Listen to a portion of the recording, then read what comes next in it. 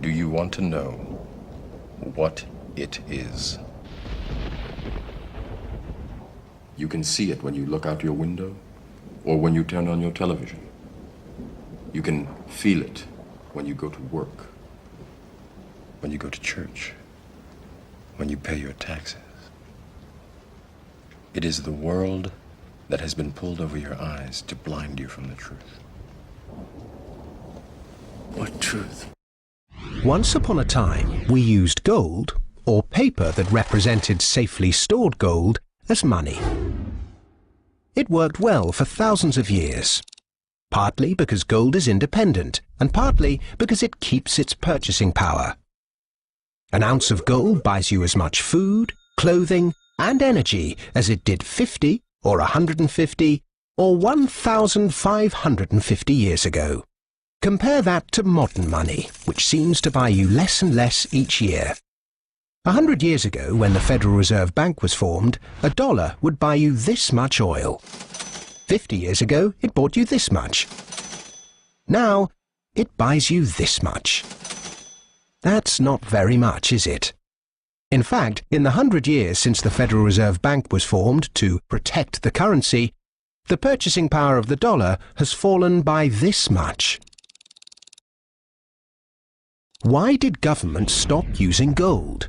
In 1914, the British and German governments were committed to various spending programs and World War I, a war that probably needn't have happened, and neither had the money or gold to pay for it. So they took their countries off the gold standard and, free of its restraints, printed the money they needed.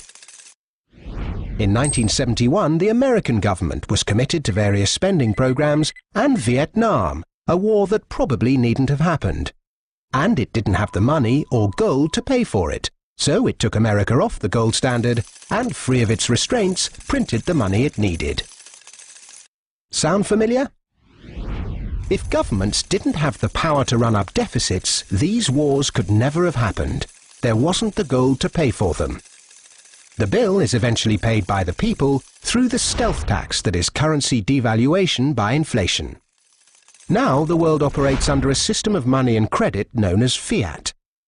It's the law that what we use as money be money.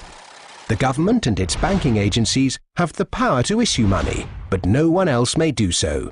Unlike gold, of which there is a finite amount in the world, with this fiat system, there is no limit to how much money can be created, so inflation becomes inevitable. You only need to take a look at these prices at this petrol forecourt to see that drivers are definitely feeling the pain of rising inflation. Drivers are already paying $15 million a day more for petrol than they did a year ago, which means getting from A to B is just going to get even more expensive. I'm filling up cars every day. I drive for a living, so there is a big impact, but what can we do? It goes up daily almost, or certainly weekly. It goes up by at least 2p a week. It's ridiculous. I can't see how something can go up. If we were talking about cat food or something, it doesn't go up by 2p a week.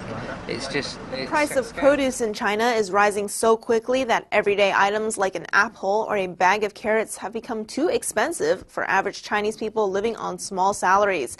Citizens are calling for price controls, but the Chinese regime has been slow to act. Here's that story. As China experiences high inflation, with rates hitting 4.5%, the price of produce at markets and retail outlets across the country has gone up drastically. Chinese citizens are wondering how they will continue to afford to buy produce when staples like green peppers and carrots have tripled or quadrupled in price. In the United States, that's a big problem. It's also a global problem. There are people in other countries rioting over food prices. Prices of onions have gone up a lot in India, for example. Rice, staples of diets for people in many parts of the world are becoming sort of too expensive for them to afford, and it's a bit of a crisis, frankly.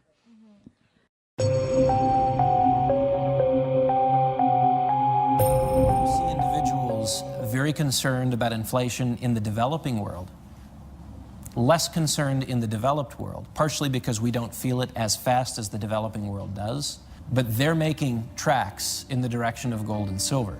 Why are they buying it? Are they buying it because they're gold bugs? No. Are they buying it because they're fascinated with the shimmer and shine of the metal? No.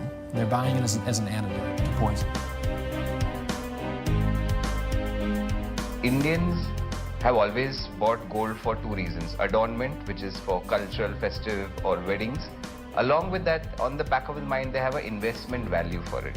Whether it's a family in India, China, France, the UK, they're all faced with the same dilemma. Demand in India rising 70% last year. In China, 54% last year for both gold and silver. The Industrial Commercial Bank of China with the World Gold Council has set up a program that allows individuals to invest as little as 1 gram of gold per day into a savings account denominated in gold.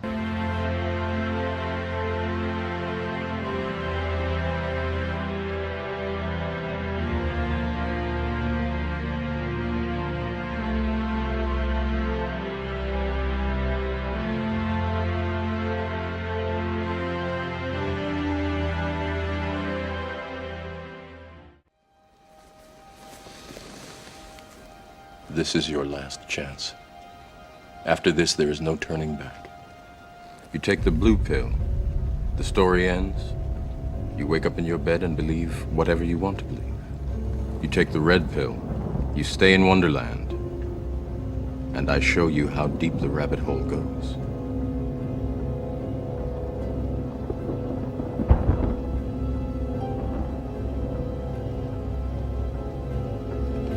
Remember, all I'm offering is the truth, nothing more.